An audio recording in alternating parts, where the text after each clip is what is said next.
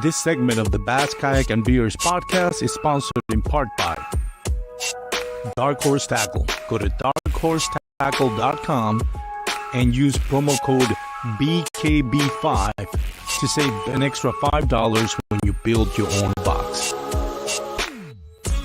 Douglas Outdoors. Serious rods for serious anglers. Norsk Lithium. The lithium kayak battery you need is just a click away. Go to norsklithium.com.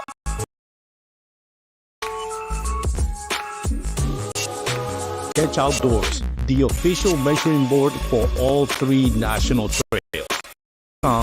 And use promo code BKB5 to save 5% on your next online purchase.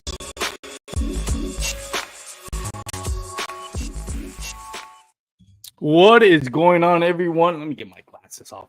I hate doing the podcast with my glasses. What is going on, everyone? Welcome once again to the Bass, Kayak, and Beers podcast. This is the real life segment of the Bass, Kayak, and Beers podcast. If you're new to the podcast, we have, or the live show, I should say, we have a couple of shows a week. On Wednesdays, we air the Advanced Kayak Angler with Kurt Smith and Daniel Perry, which they talk about tips and techniques. And on this segment, we go live every Thursday to talk to anglers, personalities, or tournament directors, personalities, social media content creators from the kayak, bass fishing, or bass fishing world. So this is more like having a fun conversation. So first of all, shout out to some of the people that are watching. Mike M, thank you so much for tuning in. If you have any questions for our guest for today, which is, by the way, Damian Thao, one of the most underrated kayak anglers in kayak bass fishing tournament. In my opinion, I don't think he gets credit for his success as much as, I don't know, Russ Snyder, Guillermo Gonzalez, Christine Fisher, but quietly he's done so well in kayak bass fishing tournaments. And I always like to have tournament guys here on the podcast to talk about their tournament experience and talk about baits and techniques that they feel comfortable talking about, kind of share a little bit of knowledge with you guys and give you a little bit of insight on the kayak bass fishing tournaments. So without further ado, let's not do a long intro. Oh, before we do start, huge shout out to Mariner Sales, one of my business partners for the podcast. Great people at Mariner Sales, Duke Tran, and everybody out there, Eric, everyone at Mariner Sales. If you live in the DFW Metroplex, they have the biggest inventory for kayaks and kayak accessories. And if you don't live in the DFW Metroplex, you can buy online through marinersales.com. So before we go in, Mike M says sneak in a couple of questions about jigging spoons. Damian is fantastic at it. Yes, I think Anthony mentioned that on the last podcast about how good Damian is with spoons. So that'd be a good one. We don't often talk about that. It's kind of like just as Damian, like an underrated technique that catches big fish. I love spooning for like striped bass, stripers, or white bass and hybrids. So that's my go-to technique on that. So let's bring in Damian. Damian, thank you so much for joining the podcast. How's it going? Good. Thanks for having me on the show, Armando. Thank you, man. You're in California right now? Yes, I am. Back home, California. You got a gamer chair you're sitting on. Are you Oh yeah, you a gamer? yeah. I do a little gaming on my free time. Yes, I do. What's your favorite game to play online? Oh, right now probably Escape from Tarkov. It's a game I play a lot right now. But for the most part, that's the only one I really play for right now. Haven't played that one. What is it about? It's a shooter extraction game. You Nice. load in and then you pretty much just go and loot and extract and try to do missions and stuff like that. But for the most part, cool. that's pretty fun game. You feel really.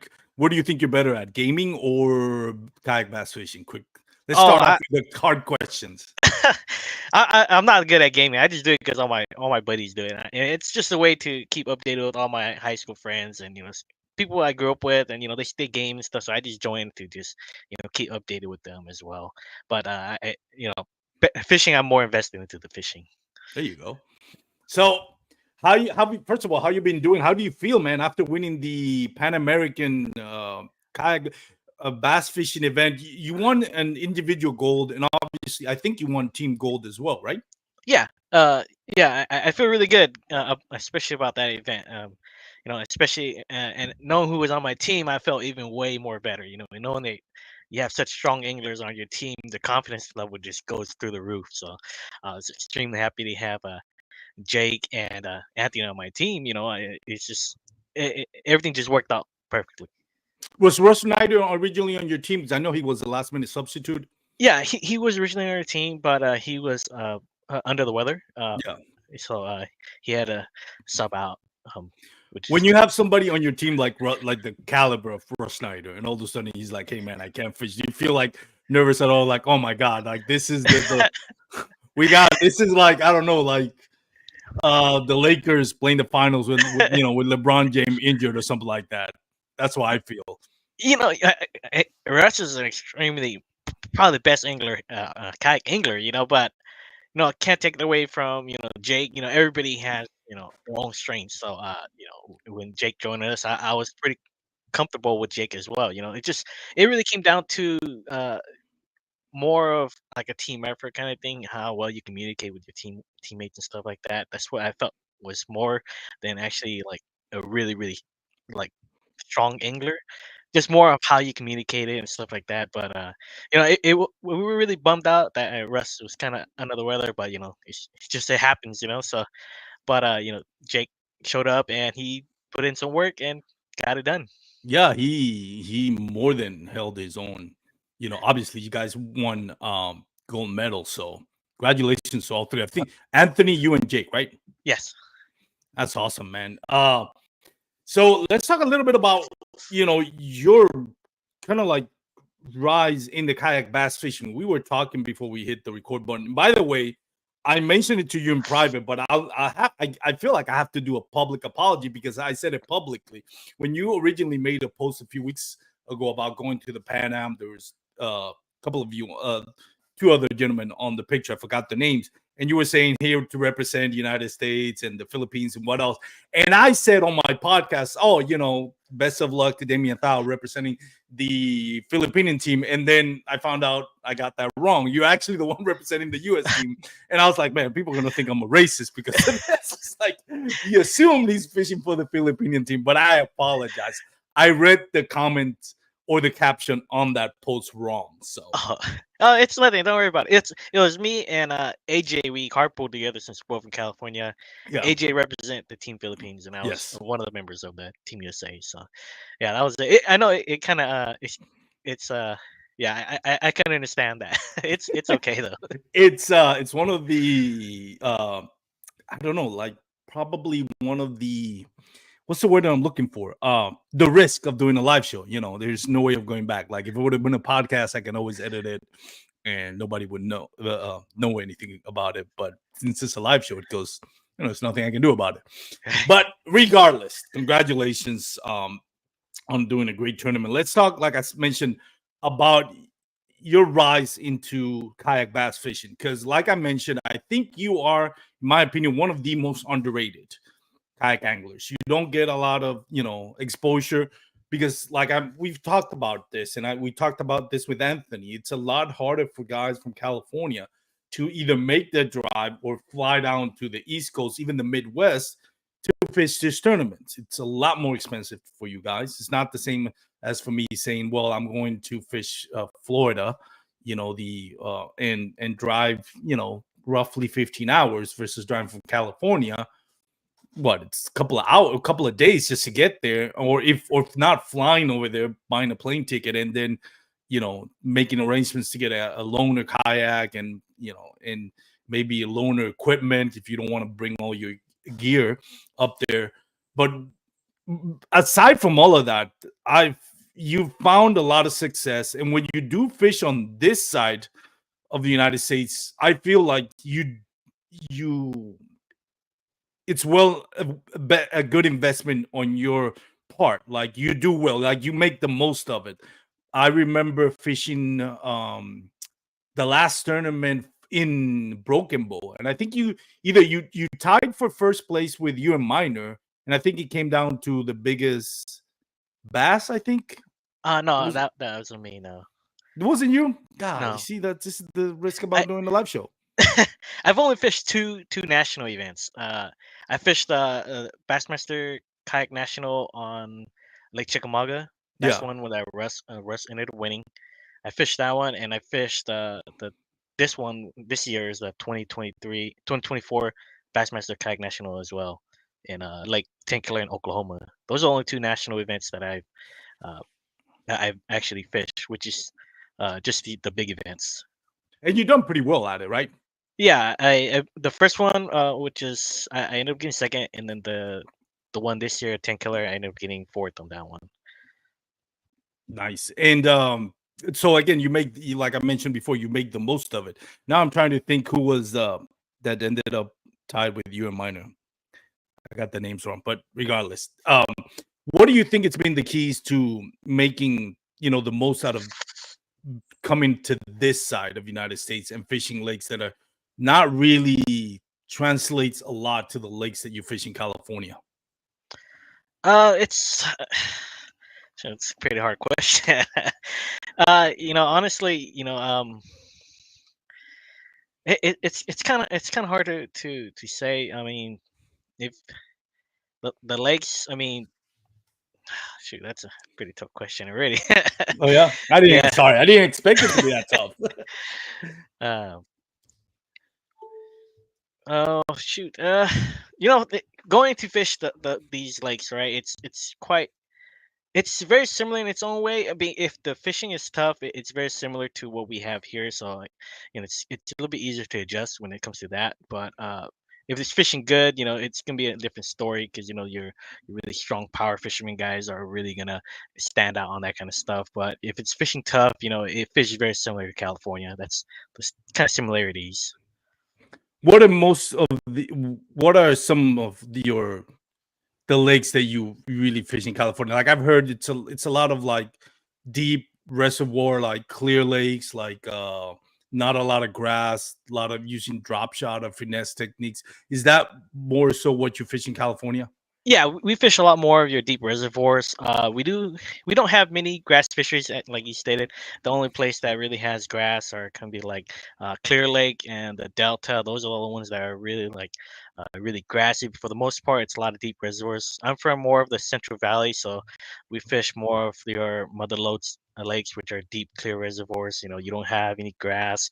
It's just deep rock and you're fishing in crystal clear water, about 20-foot visibility and things like that. So you're always fishing kind of offshore, kind of deep, looking for suspended fish. And, we don't get much opportunities to really fish up shallow in the grass and stuff, other than if you're fishing some small rivers and systems like that, or some canals and things like that. But for the most part, it's deep reservoirs.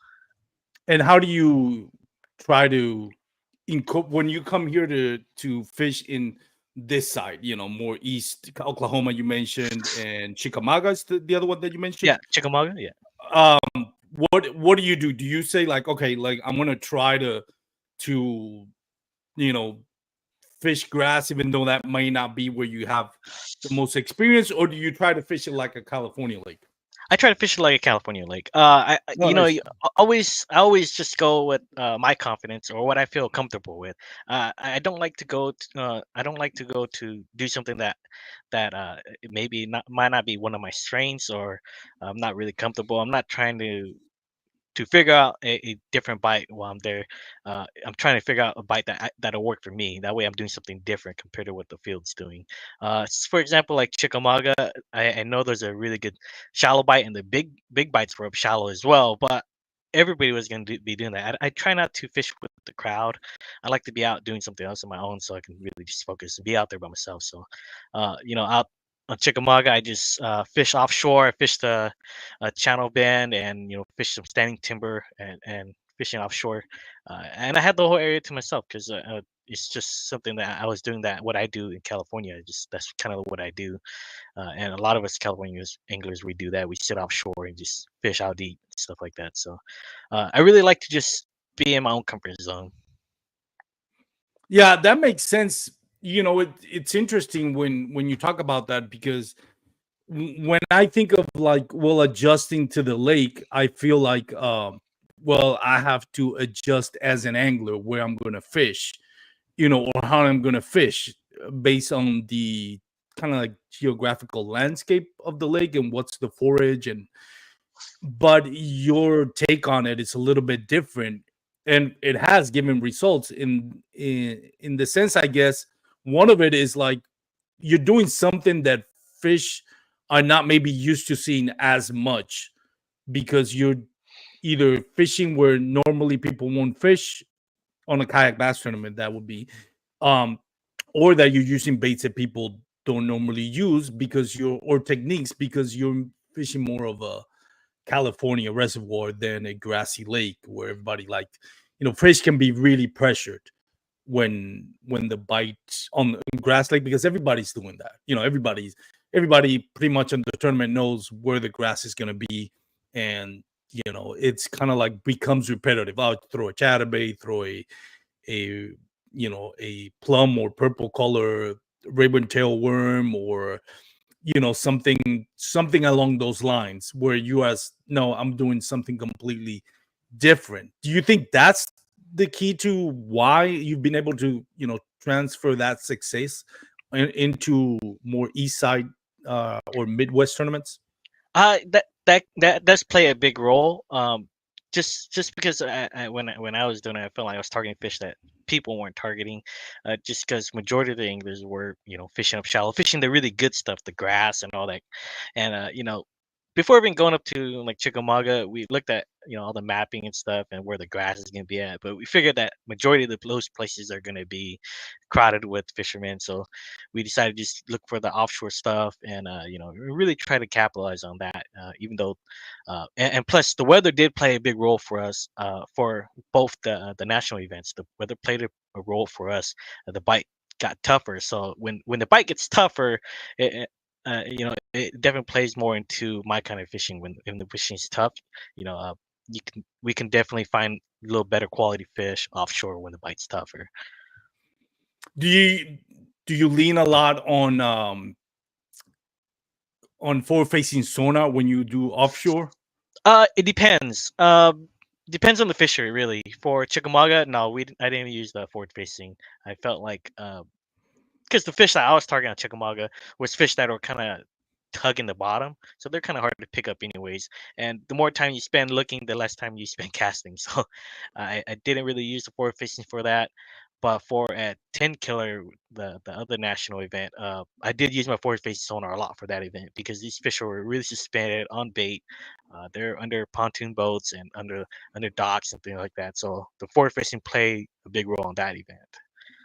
That's interesting. I'm not really that experienced on forward facing sonar, so I wouldn't even know how to tell the difference if I'm fishing offshore. To me, if I'm fishing offshore, again, coming from somebody that's never used forward facing sonar in his kayak, I would feel like I wouldn't know when, if I'm going to be fishing main lake or offshore. I figured I'm going to use forward facing sonar. How do you determine when you decide, oh, you know what, I'm going to use forward facing sonar on this way? You kind of touched on it, but what went in the well, I guess what I'm trying to ask is, how did you mentally kind of like figure it out? Okay, this, even though I'm doing offshore, forward facing sonar is not going to work. How do you get to that conclusion? I guess what I'm asking.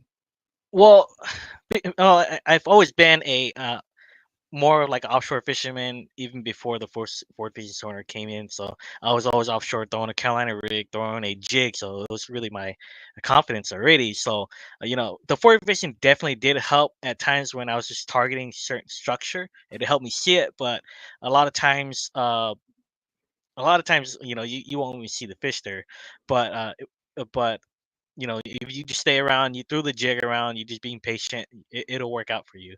And sometimes the live scope will kind of distract you. A lot of times it's like a double-edged sword. Sometimes it really helps you. Sometimes it just really sways you the wrong way, makes you chase the wrong size fish, because sometimes these fish that you're chasing aren't the right fish, or they aren't the fish that are even feeding. So you just gotta know when to not and not when to use it, when not to use it, and especially if you know that the fish that are hugging the bottom are better quality fish, or the fish that roam slowly to an area, and if you're just sitting patient for them, it's better just not having it on. It just kind of plays around in your head a lot of times. How how do you manage to acquire that? I mean, I think the answer is obvious, but I'll ask it anyways, right? It's just practice, time on the water. But when did that click for you? When did you decide that, from the point that you got forward facing sonar for the first time to now saying, hey, this is not as the video game thing that everybody makes it out to be. There is a certain disadvantages of using it. How long do you think that curve was from starting to use it, realizing when it's a good time and when it's not a good time? What was that learning curve like? 3 months, 6 months, or maybe we can do it by how many times on the water? So it took roughly around, I would say, about 6 months to get kind of used to, because when you first get the live scope, you're so intrigued by it, and you're like, wow, look at all these fish, but you get sidetracked, and when you're looking at one fish, before you know it, you're already spending like 30 to 40 minutes trying to catch one fish, when you can be sitting on a rock pile and casting a jig, or catching a big worm at it, catching a bunch of fish doing that you don't even pick up, because these fish are in the cracks of the rocks, or they're just like laying next to the rock. You can't pick up with a live scope. But it takes definitely a lot of time, because it's just so fun to watch them on the live scope and just target those. But sometimes those aren't the right fish, and it definitely took a lot of time to know when and when not to use it, because everybody, eh, you know, I hear so much stuff going on, and I'm not trying to say bad anything about anything, but uh, you know, majority of the field has live scope nowadays, and it just doesn't Yeah. automatically make you a better angler. You just got to know when and when not to use it, and you know, it, and it's just what it is. It's just you just got to know when it's a good time and when it's a bad time. You got to know when to stop using it and go back to your roots and how you caught them in the past. You can always catch them going back to your roots. Yeah, I've mentioned this on the podcast previously, maybe more than once. But I think when it comes to, there's a difference, right, with Bassmaster elites. Those guys have been doing it for years. Some of them are really young, but they're like that new generations that it's really tuned in with the technology and the advancements in technology. Where I think in kayak bass fishing, first of all, because it's a lot harder to maintain a position, unless you have a an XI3, or I don't want to say brands, but like a motor guide, something with GPS, or where you can hold your spot, then it's a little bit easier. But even then, the vessel itself, a kayak, is not as stable as a bass boat. So it's not as easy to pinpoint, an Mhm. area and then pick them apart and forward facing sonar. That's one of the reasons. But I also think a lot of kayak bass fishermen, including myself, because I don't want to sound like I'm criticizing kayak bass fishing as a whole, but we're not as experienced as good as we think we are sometimes.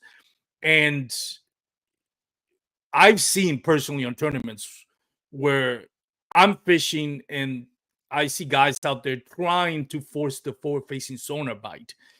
Trying to, like, I just spent, what is it, 3,000 with a battery, could even go up to 4,000, all the add-ons of actually adding forward facing sonar.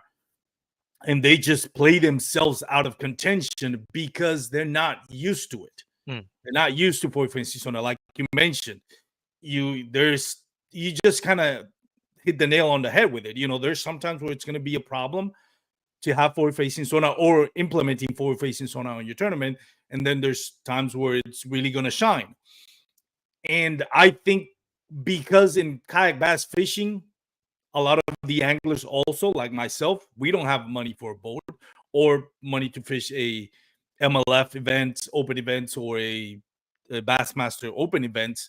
Then we kind of like, well, we're on a kayak. That's the best way for us to get into bass fishing. That's what we can afford. So therefore, it's. I think right now, maybe a couple of people, you and Minor comes to mind, Rolando Nandin comes to mind, and I'm sure there are a handful of others that are deadly when it comes to using the forward facing sonar. But I would say, like, out of 10 anglers on a tournament using forward facing sonar, maybe three of them are actually taking advantage. The other seven are actually getting themselves out of contention. Like, meaning if they wouldn't use forward facing sonar, maybe they would have done better than they Yeah. would have. That's my opinion. Like, that's gonna get. I think Russ Snyder touched on it on what was he on? Oh, actually on the Advanced Kayak Angler by Kurt Smith and Daniel Perry, our sister podcast. He mentioned that as well. Like, he doesn't use forward facing sonar that much, but he wonders how long his, I guess,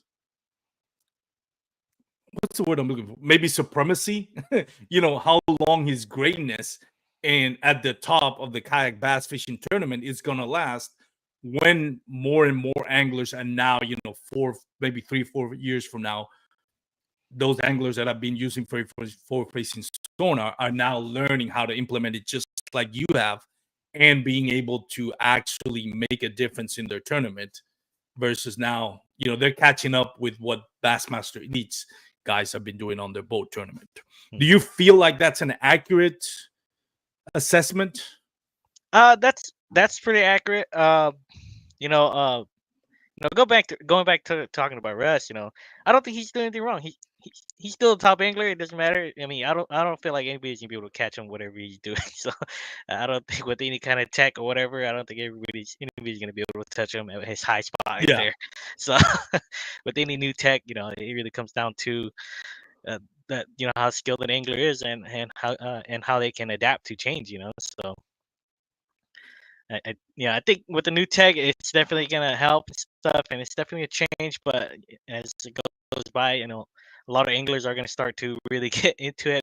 But when it really comes down to it, at the end, it's the guys who spent the most time on the water is gonna really do very well because they can adjust to change. Sometimes that forward face sonar bite is there, sometimes not, and you gotta go beat the bank and fish shallow stuff like that. So. Yeah, I think that's the key, and I think a lot, it's gonna the landscape is gonna change as it gets more and more popular, and people get more and more invested in it. What is we Anthony mentioned it on the podcast last week that one of your, in his opinion, one of your favorite techniques or more techniques that give you a lot of success has been using spoons. Has that been, kind of like your go-to confident bait? It is a confidence bait of mine, but it depends on the fishery and how the fish react and respond to the spoons. And they react and respond to it differently depends on the fishery you're on. When I was fishing on 10 killer, those fish don't they I don't think they've seen the spoon before how well they're biting it. So that was my go-to. As soon as you drop it down to them, how they react to it, and that's one of the things about the fourth phase sonar. Especially if you have it during practice, it definitely helps because you can see how the fish responds to it, and immediately tells you if you're doing the right thing or the wrong thing. Rather, if you didn't have it, you'll be scratching your head a lot of times. You're fishing offshore for these random suspended fish, but for that lake, the spoon, they latched on as soon as they saw it. So uh, yes, if the fishery if the fish are reacting really good to it and really committed to it, then I'd be throwing it a lot. But there's gonna be a lot of times, especially like condition wise, if it's an overcast, it really shuts the spoon bite off. From my experience, it's that even if those same fish are around, they just won't touch the spoon. And that's kind of what happened for me on when we fished the Pan American Lake Murray. So first day of tournament, I caught majority of my fish on a jigging spoon, and of course it was sunny, right? Sunny, windy. But the following day, I didn't catch any spoonfish because of the overcast. But they were the same fish. But they were still interested, but they won't touch it. So it really depends. But that second day, I struggled pretty bad. Uh, that was one of my toughest tournaments. Is because day one I had a pretty good shot at taking the lead, but uh, day two I only had two keepers by midday, and I had my striper early, but only had two keepers by midday, and then the last few minutes stuck my last two keepers on a drop shot. That's going back to beating the bank. I was glued to that forward facing sonar for too long. That's what it was.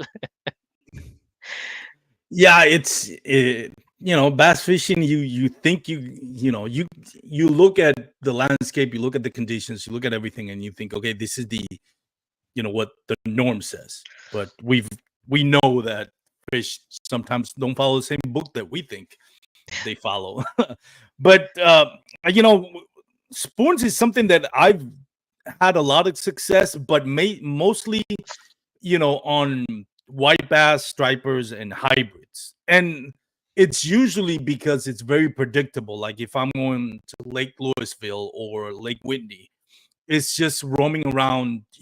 Once you get your waypoints and your offshore um points, maybe those hard banks, those creek banks offshore that are like 30, 40 feet deep. Um, or you start seeing birds just on dive in. You kind of it's once you find them, it's very predictable, and it's just a question of throwing spoons or slabs. Sometimes we think of spoons as uh, like the typical, like, looks like a spoons, which are Yeah. more the lead ones that are more rounded, but they're really like it's like shooting fish on a barrel kind of thing. Mhm. But I feel like I've never, well, actually, no, I did catch one. I've caught like maybe a couple of bass on spoons. Actually, funny thing, on a shallow creek, and it was actually overcast that day. It was right before a storm hit, but it was only one. But I've never been able to duplicate that on bass, like black bass, like either spotted, smallmouth bass, or largemouth bass. What times do you think it's like the best times? Where do you implement the spoon bite for you? Like, what have you learned throughout your experience? When the fish are on bait, any from if they're on bait and they're deeper than 15 feet, those will be your spoonfish, and those will be your spoon and jigging spoon. But uh, if you're fishing a big spoon, the summertime is really good for your big spoons, especially if you're around like houseboats, docks, pontoon boats. Your big spoon is your go-to because the action of the spoon is much more different, and it glides much further. If you feed it more line on a slack line, it will glide back to those fish that are hidden back there. So if you pitch a spoon around those, you'll catch those for in the summertime really well, also in the fall as well. But the bigger fish seem to be in the summertime on those pontoon boats, and they're not roaming as much like they are in the fall. But the fall to winter to pre-spawn is a really good time to be throwing spoons. If I'm around small bait or fish that are roaming fast, I do prefer a jigging spoon.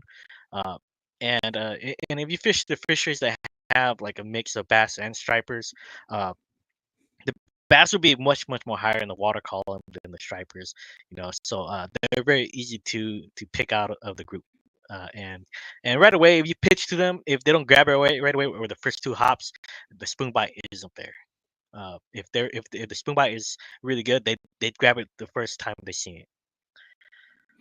That's awesome. That's one of the more interesting baits. I think that I feel like it's really has its own niche, right? Like it's Mhm. not like a crankbait or a jackhammer. Like you go on fish for 8 hours and throw nothing but a jackhammer, you're gonna get at least one bite. Like I feel like that's you know your everyday bait. I feel the same way about a crankbait or like a Senko Ned rig. But to me, spoons, and I guess you touched on it a little bit. It has to be its own very specific. Like if it's not that specific, um, conditions and area, it's not really going to work. At least my experience on it. Yeah, that is true. It has its time and place. The way I've seen it's really good or really bad with it. So if you get on a good spoon bite, it can happen really quick. It's just 5 drops and you got five fish in a boat that quickly. It's really depends on the fishery you go, how they act to your spoons.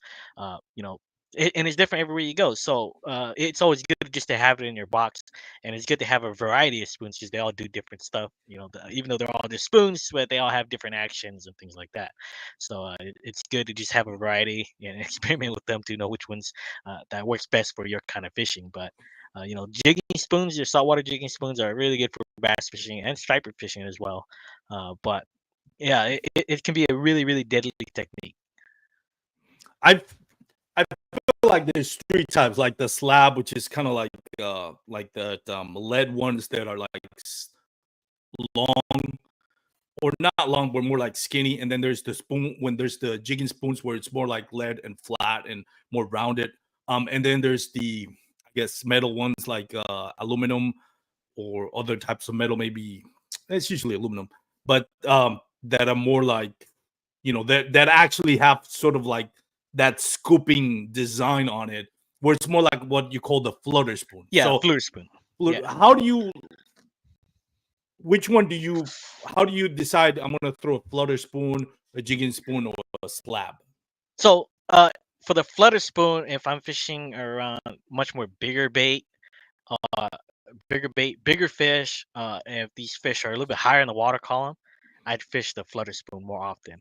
But if the fish are really deep, from anywhere from 20 to like 60 feet, the jigging spoon is the way to go. Just because you can get down to them faster, and if you start catching a lot of fish and you want to upgrade, then you could throw that flutter spoon. But it takes a long time for that flutter spoon to get down there. But the jigging spoon will get down to them immediately, and you can Yeah. see the reaction right away. So it's a really good way to just to test around the water, to see how the fish react to it. And then once you start catching them, then you can throw the flutter spoon to get your bigger bites. But the jigging spoon is definitely a killer. It catches a lot of fish, it catches big fish, but majority of the time it catches majority of the smaller ones. But it is a good way to know what size fish are around and how they're reacting to the spoon. If I'm around a lot of structure like standing timber, things like that, brush piles, you know, any kind of dock pilings or things like that, then I'll throw a flutter spoon for the most part. It just has a lot more draw power if you're around those kind of structures. I feel also, in again, you're more than expert on this than I am, so I'll ask you. I feel like with a flutter spoon, it's more of something that you cast out, and let it drop, and then you kind of like give it a snap, let it Yeah, go back up and come back. It's a lot lighter, and it does have fluttering effect, which takes it a little bit longer versus a jigging spoon or a slab, which is kind of like the same thing.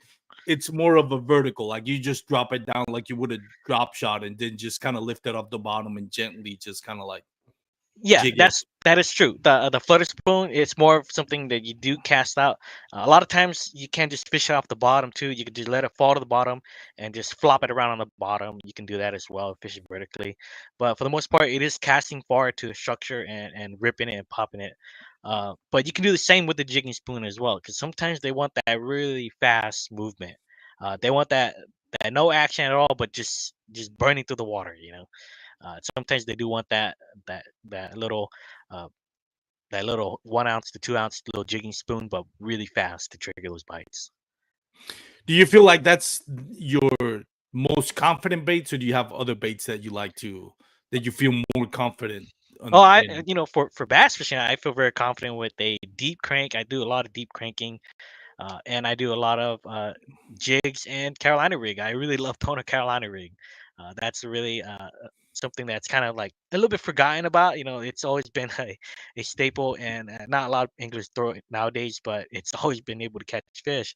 Especially if you downsize to a small little Carolina rig, it's kind of like throwing a split shot. And I've always caught fish doing that growing up. So it's kind of something I always still do is throwing a little tiny little Carolina rig. The most impressive thing I think I come out of what you're talking about is your success, not just in California, but in national trails outside of California, with three confidence baits that I think most anglers, kayak anglers to be specific, would either rather not have to deal with. One is Carolina rig, just because I think it's a little bit harder to cast, especially if you're in a kayak. It's kind of slow and methodic. Then there's the spoons, right? Not, I think it's kind of like a forgotten bait especially when we talk about kayak fish bass fishing. And then deep cranking baits is probably the least favorite of any kayak angler, just because I feel like if I'm throwing a deep crankbait, and by the way, when you say deep cranking bait, what depth are we talking about here? But anywhere from 20 to about 30 plus Yeah, feet. Yeah. the pull on that is like, if, especially if you don't have a pedal kayak and you're throwing that bait out and digging 20-30 feet, that thing is pulling your kayak towards. It's kind of like you're pulling the bait, but at the same time, the bill is so big and it's digging and it's moving so much water in order to get to its design depth, that it's actually pulling your kayak. So it's kind of like merging Yeah. with it, which brings a couple of I guess, God, I'm horrible with the words today, but another challenge to it. Like, if your kayak is moving towards your bait and you hook a fish, then you actually are losing on the hook set, right?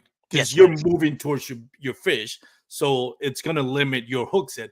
And also, I think it limits the time on the water for your deep diving crankbait. Like, deep diving crankbait is basically like a V. It goes down, and as soon as, unless you cast it really, really far, as soon as it hits its design or maximum depth, by that time it's close enough to your kayak that it's actually moving up.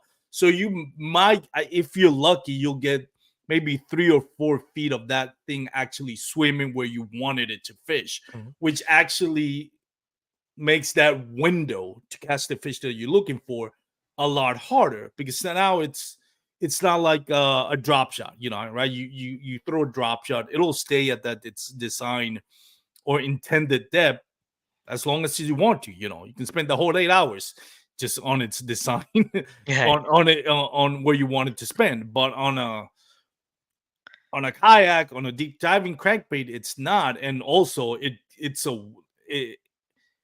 wear and tear on your wrist. You're just casting in and reeling it back in. You also pretty much, I feel like, you have to have a dedicated setup. It's Yes. not like a Texas rig. You can't throw it on you can. I mean, you can throw anything, but you're really limiting yourself. You're just throwing on all around rod, 7.2 rod, medium heavy, Yeah. on an 8 speed, Gear ratio. you know, Yeah. You're gonna wear gear your ratio. arm out, or Yeah. you're gonna So you're gonna lose a lot of fish, or you're gonna wear you're your arm gonna out. have to invest in a setup just for that. Yes. So I guess what I'm long explanation, what I just said, is just that's very impressive. Knowing that you are actually getting this success on baits that most kayak anglers would probably run away from. It's so for the deep crank, there's a lot of there's thousands of brands of cranks and stuff like that. Yeah. But for deep crank, I throw a lot of your 10XDs. Like you said, it's pulling you, so you kind of meet in the middle, right, with the Yeah. crank. But the 10XD allows you to feel the bottom of the structure really well. Yeah. And then I'll come back around with a dual realis G87. It gets to the depth faster. It has a different dive. The bill's more narrow, so it cuts the water better, and it doesn't have that drag like you do on a big crank, and it gets to the same depth, so you're not feeling the arm, and it's not pulling your kayak too. You do cover a lot more water with it, but the only downside with the G87 is that you don't feel the bottom as much because of the bill. It only has one catching point versus a 10XD where it has two catching points, which are the corners of the bill. Those are two catching points, so you can feel the structure when you're hitting it. Versus the G87, it's a narrow bill, so the catching point is just the very tip. So you're not going to really feel the structure as much, but it gets down deep and it doesn't have the same drag. So it really depends on the bait. Yeah, if you're comfortable with these two baits, deep cranking is going to be a lot more fun. You know, yeah, it makes 90 difference if you play with these two different cranks. These are my uh, go-to, my 1-2 combo is these two different cranks. The 10XD is to just feel the bottom, and if I get bites on it, it's a plus. But then I'll come back around with a G87 where I can cover much more water. It gets down deeper, faster. It just you lose the sensitivity on the bottom though. And the other thing about it is, like, I started when I started kayak bass fishing. As soon as I got a pedal drive, which is Hobie Outback, that's when I started like, all right, I'm gonna start trying deep crankbaits because I've caught some of them, but and the good thing about it is usually when you catch one, it's gonna be a quality fish. Like I've never caught a. I'm lying. I probably did caught like a 12 incher on a deep diving crankbait once, but for the most part, if you catch something on a deep diving crankbait, like if you catch 10 of them, 9 of them are gonna be, you know, talking in kayak bass fishing terms where we go by length and not by weight, somewhere between the 18s and 20 plus inches. At Oh least yes, that's been my experience on it. that's true. You're gonna trick a lot of the bigger ones just because it's a reaction bite. It's Yeah. These fish aren't gonna be naturally feeding; they're just sitting there. But if it bumps a rock and it deflects somewhere, they're gonna just naturally try to grab it. And that's one thing. And I think a lot of times people don't talk about this, but you throw the deep crank, you get bites on it, it's good. But what you could do with it is to get these fish on the bottom to get into feeding mode. Like when you keep crashing the bottom with your crankbaits, you're making a ton of noise. These fish start to get up, they start roaming, start looking like they notice something's off, and then you can follow up with a jig or Carolina rig, something on the bottom, a big worm, and they'll eat that. It just gets them into that feeding mood. And that's the one thing about that the deep crank is just to fire these fish up. If you catch fish on it, that's a big plus. And a lot of times, like you say, it's gonna be a better quality fish, but it also fires a lot of these fish up when you start really making all the commotion on the bottom, digging all the dirt up, and making the water dirty on the bottom, things like that. It really triggers these bigger ones to start eating. That's interesting. That makes total sense, and I don't know why I've never heard that before. Um, so what you're saying is you see the fish whether it's forward facing sonar or you can find it on on side scan or down scan as well. There's a school there. What you do is you're not just expecting to get a bite, more so you're expecting to trigger them into biting. Like you'll throw one, if you catch one, you're like, all right, they're feeding. If you Mhm. didn't, you don't give up on it. You just say like, all right, now I got them. Like, maybe they were just passive, kind of like on sleep mode, and then they hear this commotion, they see the debris kind of being spread, and they all of a sudden instinctively think something is running away from a Yes. predator. It's time to eat, kind of thing. Is that basically what you Yes, go that's for? that's definitely what it is. And a lot of times, you're fishing say you're fishing an offshore rock pile, you're sitting there, you're not getting any bites on your jigs, and then you throw a 10XD or a J87 and start bumping the bottom, making all that noise. And if you don't get any bites, you can follow up with the jig and most likely get a bite right after that. Something that's calling. It's a way to just get these fish curious about what's going on, and they really start feeding. That's interesting. How often do you find success doing that? I do it all the time when I'm fishing offshore. I always have my deep crank rod on me, always, all the time. I'm not expecting to catch fish on it, but I have it just to crash the bottom with it. I always have it in the bag. I always have a G87 or 10XD, 8XD on, and it's just something I always keep on me just to fire out. Because even if you don't get a bite, and if you do, like you said, it's gonna be one of your big fish in the bag. Uh, but for the most part, it's just to fire fish up. That's cool, man. I've never even heard of that. Every time I'm thinking, to me, my mentality, not having the experience that you have, obviously, and not even close to the success that you had, but my mentality had always been like, if I'm putting so much work into this, because it's a labor to throw that bait and reel it in. I'm hoping to catch fish. I've never thought of it like I'm gonna throw it just to trigger bites and then sort of follow up on it. Do you use so it works pretty much like a search bait, right? Yeah, most definitely, yes.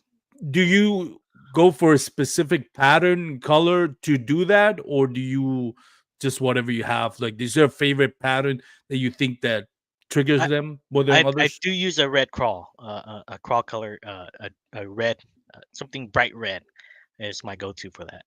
Nice, nice. That's interesting. Any other colors that you look for that? I usually throw the bright red, or either I'm gonna do a similar to like a ghost minnow, something translucent. Those are the two that I'm gonna really be throwing. But other than that, those are just the two main colors I throw for the deep crank for this kind of situation. That's awesome. Let's talk a little bit about the setup that you use. What is your setup for, like we mentioned, that it feels like if you're gonna do a deep diving crankbait, you need a specific setup. It's not something you can throw with any rod or reel, or I mean you can, but not effectively throw with any rod or reel, even line. What's your setup when you go through? So I really like my Power Endurance 711 CB. That's a really good rod. It's not too soft, so you can really feel everything going on. You can really work that bait really aggressively, really pop the bait off the rocks and stuff like that. You can fish it really aggressive. I really like that rod for that. And the reel I use is an Abu Garcia Revo winch. It's a really great crankbait reel. And the line I use 12-pound P-line tactical. The lighter, the better. You just get much more sensitivity. You get more depth, and it just works out a lot better for fishing these deeper Really, baits. Yeah. 10 pound line No, no, for 12 pound. 12 pound. Well, still 12 pound for deep diving crankbait. I would have figured 15 to 20 at least. Oh yeah, it depends. Like if I'm fishing Clear Lake, I'll go 15, but for the most part, every other fishery I fish 12 pounds, just because you get more depth, more sensitivity. You have to retie a lot though. Yeah. After crashing the bottom over and over again, you have to Yeah. retie a lot. That's the other frustration with deep diving crankbaits. It's like, man, like I mentioned, I started using them. Then I realized, God damn, I'm gonna need like if I'm fishing on a tournament, I'm gonna need like 5 of them because 4 of them are gonna just get snagged on the bottom, and there's no way in hell I'm gonna get them out. It's 20, 25, 30 feet deep, hang up in some brush pile. Like there's no way that thing is gone. Yeah, Um, and then you have to retie. That's the other thing. So you just lost, $15 to $20 on a crankbait. It's the chances of that getting snagged is more likely than catching a bait. Um, Catching a fish, I should say. Um, but 10-pound test line, man, that even gives you less of a chance of getting that bait back. It does make kind of sense in this because once it's snagged, you can just kind of like pull on it and break it off. Versus is if you have a 20-pound test line, you're gonna have to cut that line because yeah, there's no way you're just gonna pull it and break the line. yeah. And it definitely helps to have that lighter line too. If if to just to get to that depth that you want, and a lot of times that's the risk you have to play when you're throwing a deep crank. You're gonna get that big bite, or you can lose your crankbait. Sometimes that's the risk you got to take to get that bite. All right, we got a question from Daniel Semerscheid. I apologize. Let's just say Daniel. I apologize, Daniel. I'm sure I botched your last name. What are your next few tournaments, and what are your goals for 2025? So my next tournament, I have the Central Valley Kayak Fishing TLC on the California Delta on Saturday, and then I believe next week it is the Yakabass Tournament of Champions on Lake Tolik. And for 2025, I'm not too sure yet. I there's so much trails here in California, so it's kind of hard uh, to plan everything out early. Just I'd like to get back out east or Midwest and fish more tournaments, but like you said at the beginning, it's just much more harder to do all the traveling outside of California. Um, and plus, there's so much options here in California to fish. But yeah, I'm not too sure about 2025 yet. I think that on both sides of the equation, I think that's very frustrating for not all for a few group for select group of kayak anglers in California and for national trails is that there's not that support. My gut, I'll tell you what I think the reason why we or Bassmaster and Hobie BOS haven't gotten success in California. You tell me if I'm wrong, but for the kind of like the same reason. First of all, whoever is fishing out in California is from California, so it's not like Texas. For example, if you look at the Bassmaster at Cattle Lake that's coming up at the not this weekend but next weekend, more than half the field are from outside of Texas and Louisiana. So because it's so centered, I would say in the Midwest, you get people from all over the Midwest coming down to fish that body of water. Also because it's very popular. Same thing with happening Possum Kingdom, Lake Fork. It doesn't. The national trails don't need to rely so much on Texas showing up because it's so central that people from all over the Midwest, sometimes the Northeast and Southeast, are willing to make that drive. Versus, now there seems to be this vast empty space once you cross like Midway, Texas. You know, there's really not that much bass fishing culture. Not that there's trails in Colorado, there's trails in Utah, there's trails in New Mexico, there's trails everywhere for kayak bass fishing. But let's face it, it's not the same level of popularity that it is in the Midwest and the East Coast, and especially Southeast, and now actually Northeast with the smallmouth bass just kind of like growing in popularity. But there's this vast emptiness of anglers that don't fish in that region between California and Texas. And then there's the anglers from, like mentioned, Midwest and further east that now are not going to be able to travel or not willing to invest into travel California. So they rely a lot of the California anglers to show up, which is kind of unfair. We think like people is like, oh, California anglers didn't show up for that trail. It's like they might have supported their trail just as much as Texans support our national trails where they come visit. It's just that they're not getting support from everybody else because it's a lot like same thing, reverse from what you have to do. Mhm. They can't travel or they're not willing to make the investment to go all the way to California to fish a body of water that is going to be completely different, especially when they host the tournaments in like the Delta. Like really, how the population kayak bass fishermen that fish the Delta. Maybe we have a little bit, a few tournaments are hosted on kind of like our version of the Delta down south, Mhm. Texas, and also Louisiana, Alabama, Florida. But there's not a lot of people do it. So now we have to go travel to be really out of our element and really, handicap in the sense that that's not the type of lakes that they fish over there, especially with the tide. It plays such a big part in what you do. Like I don't have to deal with, what's the tide level on Possum Kingdom or Lake Fork or Chickamauga or Clear Lake up in New York. But over there, like you do. So I think there's a misconception that Californians don't support the national trails. Well, I think they do. It's just they don't get people from outside of California to support it because all the reasons that I'm not going to keep mentioning it. Do you think that's part of it? Yeah, most definitely. Yeah, it's gonna be a part of it. Yeah. What do you think? Do you get like I know a lot of like California anglers get pissed off at the fact that there's none of the Bassmaster or Hobie BOS going to California. Does that bother you at all? It honestly, for me personally, it doesn't bother me because there's a lot of trails to fish. So I'm just Yeah. fishing wherever the fishing takes me. So it doesn't bother me.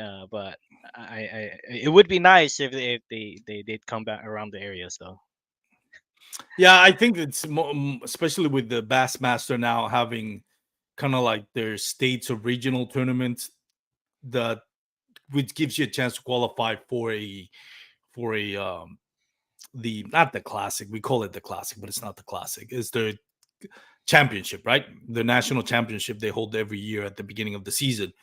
Um, that gives them a venue. It's also another reason why I think a California angler saying, "Well, why am I spending 250 in case of the Hobie BOS, almost $300 on a trail when I can actually take part in the Bass Nation, which is a lot cheaper and probably gives you a better chance to win than investing in such a tournament that you're not going to be able to compete for an AOY because if anything, they'll have one trail in California and that's about it."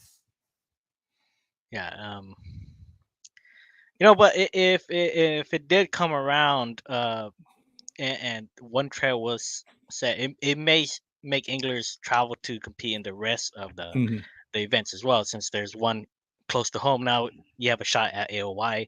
If you're planning to do something out of the state as well, it may be a good option. So who knows? It can go both ways. So I'm not trying to say uh, so this way is better, this way is Yeah. the right answer, but like you're saying is correct too. But at the same time, you gotta it's really different, because if they do come around, they do need to hit numbers for the angler count, right? So it Yeah. does make it very hard, since California there's so many trails going on, and everybody's already invested in a certain trail for a certain time of year, but it would be quite hard, and it's hard to decide what's right and what's wrong, or which is better and which is not. So it's definitely a hard hard one to go with.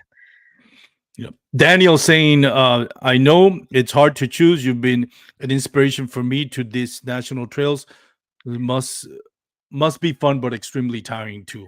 Uh, so there you go. You're inspiring people out there, man. You're big time now. Thanks, Daniel. But that's true. You guys that are fish from California, to me, I see it as inspirational too, especially when you do so good, and you're willing to sacrifice to travel. By the way, did you maybe through um, a national trail or Bass Nation in California, have you already qualified, or are you trying to qualify for the Bassmaster Kayak Championship next year here in Fort Worth? So I tried to qualify through the one here, but I missed it. So I'll be sitting out this one. So Oh man, that yeah, sucks. yeah, I That know, hurts right? me. I really wanted to go back because it was such a fun scene, and it's so much things going on, and I really enjoyed going out back east, and and especially or Midwest, and just meeting new people and talking to people, and it was just all so fun.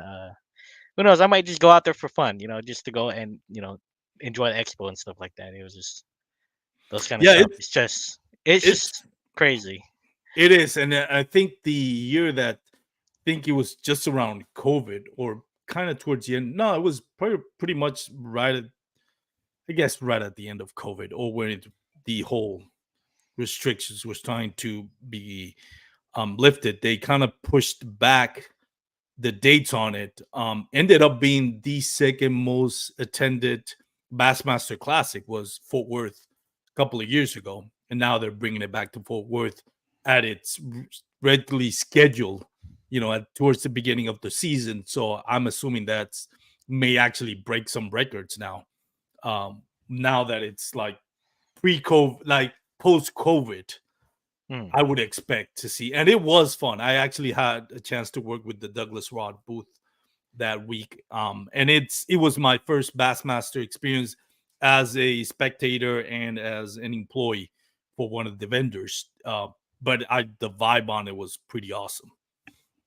So I'm looking forward to next year as well when it Yeah, comes. yeah, that's something I'd really want to go and just see, just the expo and things like that too. Since I didn't qualify for the nationals, you know, the expo is always something to go fun to go check out and stuff, and grab swim baits and look at rods and the new stuff, things like that. Daniel, thank you for commenting. I'm trying to anybody else that wants to comment or ask questions for Damian, please do put it on the comments. Been seeing big things from you. I'm from Minnesota and tournament kayak fishing. All the something brothers here know you too. Oh, all the Hmong brothers. Hmong brothers. What's a Yeah. Hmong brother? Oh, I'm Hmong. That's What you gotta forgive me my yeah, ignorance. it's okay. What is Hmong? I've never heard that term before. So that's so I'm Hmong. That's my nationality. So at my ethnicity. So I'm Hmong, and this we're all around. There's a large population of us in Minnesota as well. And like Daniel said, in Minnesota, the Hmong brothers are there as well. I feel so stupid if I'm and racist if I'm wrong, but No, are we no, talking about Hmong when you said Mongolia? That's what no, we're they're two different things. The okay. You Hmong. see how I Yeah. see how I come up as an idiot. Okay, so when you talked about and again, listen, I'm from Puerto Rico, Yeah. so expand my knowledge on what it means when you say ethnicity is Hmong. Right. That's just like you know, it's hard to explain. We're just Hmong, and we speak Hmong. You know, we're from different parts of Asia. Like there's groups of us in China, and and Oh, yeah. So it's Thailand, Laos, all those Asian countries and stuff like that. really? That's Yeah. interesting. I that's the beauty about having a podcast. Now I'm learning a little bit more about geography and ethnicity. So it's not really a country. It's more of like saying Latinos or Hispanic, which that I was talking to somebody the other day about. Oh, I met somebody from Spain. They're doing like the Casa España. They're doing a paella festival. Paella is kind of like a traditional dish in Spain. We're talking about the differences of what is Hispanic and what is Latino, which there is a difference. Um, so I guess again, from an ignorant point of view here, from a guy from the Puerto Rico, I guess when we're talking about Hmong, it's like same thing as being called Asian. There's differences to it. It's Yes. just like Latinos are not necessarily Hispanic and vice versa. Being Hmong is not necessarily Asian or vice versa. Hmm. Yeah. That's pretty cool. I didn't know that. So thank you for enlightening me on that. I feel like an idiot now for not knowing that. But that's cool. Yeah. So you know what? Talking about that, talking about me being an idiot, I just remembered who was I confusing you as far as what you've done on National Trail. It's Tao View. He was the one that ended up second place Oh, in the Broken Bowl. I think he's from California too, but I'm not sure. Taobu. Tao Vu.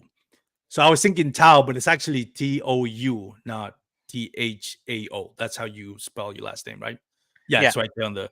So that's why. So now I feel even more like an idiot. That's when I was thinking Tao. It's like, oh yeah, he came and then like, oh no, you clarified to me. No, that wasn't you. And then I remember, oh, it's Tao Vu. So there you go. That's the beauty of doing a live show, man. I can't edit this out. It's out there. People know it now. That's fun, man. That's fun times. What else can we talk about? I think like I got off subject with that. Um, Putting Damian on the spot. He knows more about fishing. Yeah, let's direct this back to fishing.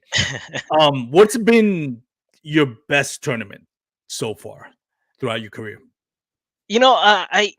I just recently, since I fished my first two national events, and then I fished a total of what, three international events. Uh, those are probably gonna be more of my memorable events, the international ones. Just because those are a team effort, and I really enjoy those. Just getting to know people, know how they fish, their strengths, because these are team events, so nobody's hiding anything from anybody. There's a Yeah, lot. These anglers are. I'll get Anthony as an example. Anthony, we compete against each other, right, all the time here on the West Coast. But to have him on team, and now we're all, we always share stuff with each other at the end of the events, like, "Hey, how do you really catch him?" And he'll tell me, "Oh, I caught him on this," and I tell him, "I caught him this." But this time it's like we share everything before the event, so it's like we're communicating, and it's just so fun getting to know all the anglers on the team and making sure that everybody's catching fish, or make sure we figure out a bite that is works out for the team. These are very memorable. Uh, you know, this last one, and Lake Murray might be one of my most memorable ones, just because of how it turned out. You know, I you know I've had so many tournaments where I was in striking distance, and uh, the following day I couldn't back up my bag. I couldn't catch them on the second day, but I was on some really solid fish, and then second day it everything just disappears. And then now I'm thinking, oh gosh, this is a repeat of what happened.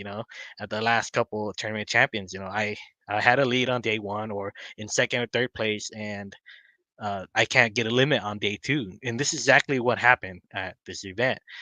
And I was struggling throughout the day because I was getting bites. Uh, and me and Anthony fish the same area.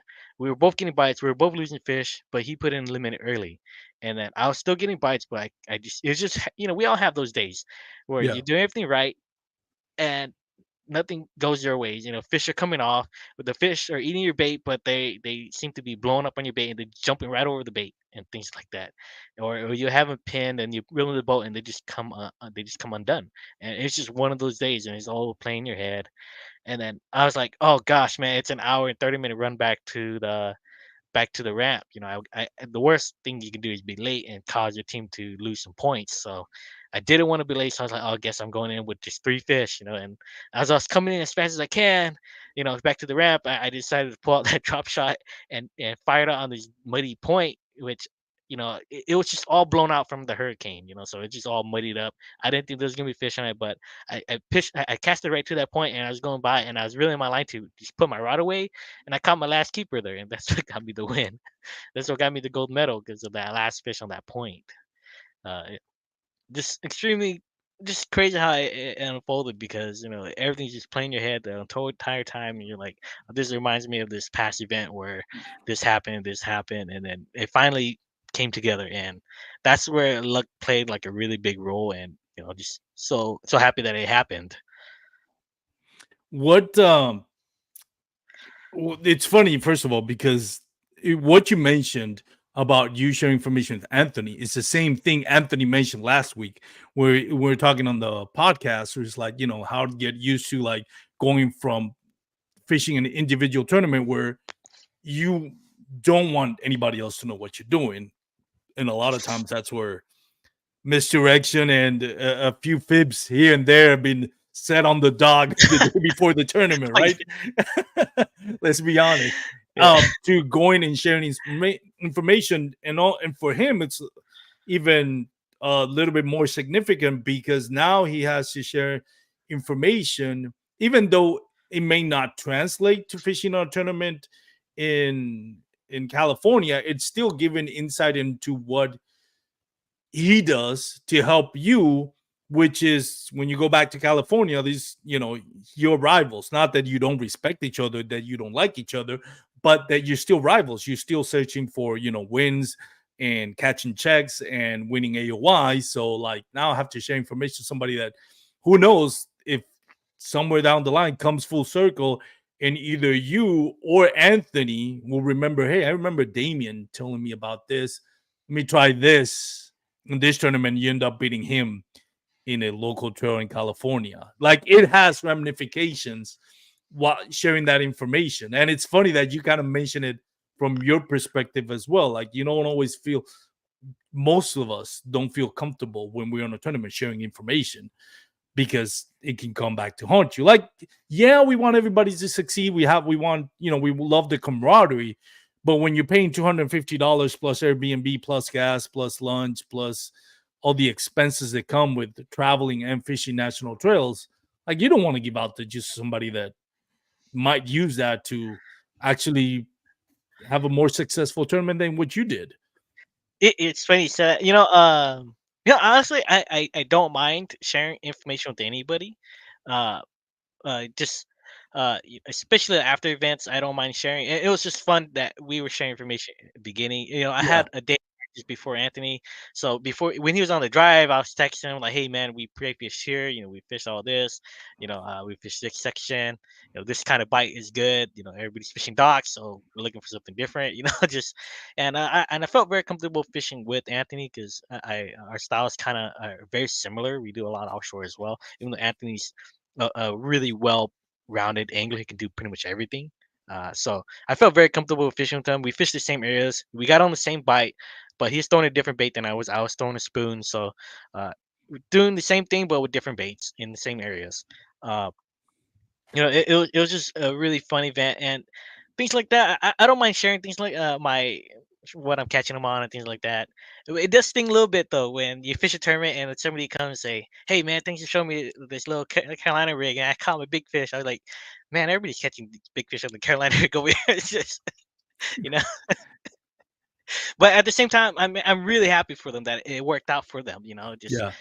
and that's the fun part of it. Just everybody learning and getting better at it, and at the same time I had to get better too. Just if everybody starts to get really good, you just have to make those changes to adapt and change to comedy for that kind of stuff. Yeah, there's a balance between the camaraderie and having an edge on your competition, and for each one is different. Simply Fishing says watching both Damien and Blanchard both fishing the Delta and many of the other beautiful places they've I'm soon to say they fish. I often find myself urging them from way over here to pick up a bait that I would throw. Yeah, I mean, we live vicariously through social media content creators such as Blanchard, yourself. Are you heavy into social media, right? Like you've done a lot of videos and I, I do quite a bit of YouTube from time to time. When I get the chance to go out, I'll shoot a video and stuff like that. I'll put on YouTube, things like that. Some of my tournament videos I post up. Well, majority of the tournament videos I post up, the good or the bad, I'll post them all up. Uh, yeah, that's I do some social media work here and there. let's talk a little bit before I let you go because I know I've had you for over an hour and 15 Yeah. minutes. And again, I do appreciate your time that's spent over here on the podcast. But real quickly, what's been like the tournament where everything goes wrong? And how did you bounce back and try to have amnesia about it, and try not to dwell on it or let you affect you long term? At first it does affect you a lot, but since there's so many tournaments going, you just gotta rub it off and say, oh well, we'll try again next weekend because there's a tournament next weekend. And if it doesn't go out, we'll try again. And you just gotta find yourself. You have to catch the right rhythm. And once you catch the right rhythm, you're making a top 10 quite often. But you have to really find that rhythm. But we do have a lot of those events where, man, it's just like, what did I do wrong? Just like I felt like I did everything right, but things just didn't work out. And there's lots of those tournaments, but you just have to find one of those right tournaments and get back into it and catch that rhythm. And it's kind of like a lot of these guys that do well. They do well for a very long time, and then they do one bad one. Then once they climb out of that hole, they're riding that wave for a long time again. You just got to do the same thing like that. You just got to catch a good rhythm and ride that rhythm for a while. Do you believe in momentum when it Oh, comes to your best definitely. feed? Yeah, Yeah, that's definitely. interesting. Yeah, that's why you see some years, guys, man, they just can't they just can't do anything wrong. They win every event for like a whole entire year. Russ Snyder. Well, he's different. He wins like Yeah, every year. It he's doesn't he's on matter. a he's been on a heater for the last Yeah, 5 years or yeah. so, So probably he's more. his own thing. Yeah, Just it's but crazy. yeah, I do believe in that momentum. And those are the like before going to another event, you look at names and you're like, oh, that guy has a really good chance of winning because he just won the last event. Yeah. And the momentum, I think that plays a really big role in it as well. Yeah, I think I haven't experienced momentum for myself. Like I haven't feel like okay, I stringed up a couple of good tournaments, whether it's maybe not a win, but maybe top 10 or catching a check or something like that. But then again, I don't fish tournaments that much. To I don't think to to qualify to having momentum. Like it's not every weekend or every other weekend or even once a month. It's more like maybe one every 3 months. So it's hard to build momentum when there's no. Yeah, For in order to be momentum, there has to be consistency, right? And if you don't have yeah, consistency in fishing tournaments, then you're not going to have momentum um, when you find success. At least that's the way I see it. It's a lot easier to get momentum when you're, pretty much fishing every week or every other yeah. week or at least Back once to a month. back events, Yeah. then you can build that momentum. It would be hard to build the momentum if you have an event and then there's 2 months down and there's another event and you just kind of get out of that rhythm. Yeah. What's next for you this year? Do you have any other tournaments coming up this year? No, it's just finishing off the local tournament champions, and I think that's it for this year. And then I just go back and do a lot of fun fishing, striper fishing, and do a lot of that. I'll be doing this that time of year, striper fishing. So yeah. Nice, man. Well, Damien, I've had you for over an hour. I do want to give you a chance to plug in any sponsors, business partners, or anybody that you want to plug in that has helped you with your personal life or your bass fishing Oh yeah. experience. Most definitely. I'd like to thank Kayak City, First Gen Fishing, P Line, USA Angling. Uh, you know, TM Custom Lures, 559 Fresno Bait and Tackle, Yak Bass Angler. Those guys have really helped me out throughout the entire year. Whether to get me, across states or to just help me for tournaments and getting what I need to help me be a little bit more productive on the water. Really appreciate those guys helping me. And also, I really appreciate you having me on the show, Armando. It was a lot of fun Oh, hanging out and talking. no, my pleasure. And again, I learned something, about ethnicity and geographic, and something about learning about myself. Like now, I can't get upset where my friends from Texas, my redneck friends, and I say that with respect. I'm not saying it the meaning word. Assume that I'm Mexican, because now now I feel like they feel like, man, I didn't even know that there was such a thing as Hmong, and now I do. Now I feel like probably how they felt when I corrected them. No, I'm Puerto Rican, dude. Not even let you. So it's fun. It's fun being humbled in that aspect and understanding that, hey, it's okay to be wrong with that, even though it is kind of embarrassing, especially when you're doing publicly on a podcast or live show. But yeah, I live and learn. So thank you for that. Hey, welcome. Thanks for having me on, man. It was very fun.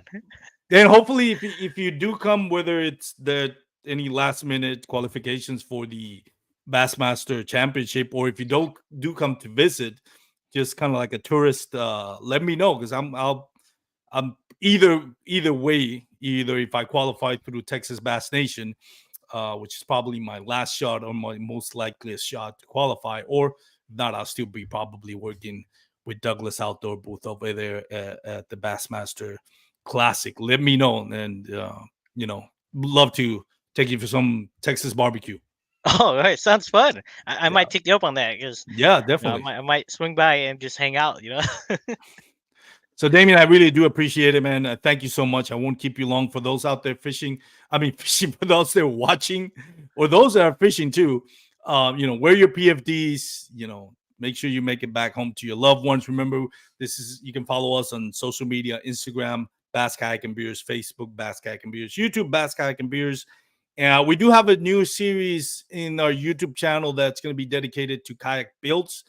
We were gonna start doing some videos on Mariner sales, on building and customizing the new Bonafide XTR 130. I think XTR. I think that's the three letters in that order. But unfortunately, with the Hurricane Helen in Tennessee, kind of ripped through Tennessee. By the way, 9 p.m. I think it's just about to start. If you're watching this, you can head over to what's his name? Alex Rod. He's having a live show now, and he's doing some raffles in the benefiting the people that have been affected by Hurricane Helen up there by Tennessee, Georgia, and Alabama, that area in general. So you can take part in that raffle and help them out. So, anyways, I got sidetracked with that. What was I gonna say? So, anyways, if follow us on social media. Oh, like I mentioned, we do have now I got back on track. As soon as that shipment of XTR Bonafide XTRs arrives in Mariner sales, Duke will give me a call, and we'll start showing videos on YouTube of how people are customizing and how the guys at Mariner sales are customizing it for the clients. So if you're getting a Bonafide XTR, or you're interested in one and you want to customize it, or think about the possibilities, customize it, watch out for those videos. As soon as they start coming out, we'll start pumping them out. One last comment here from Daniel before we let you go. Been following you.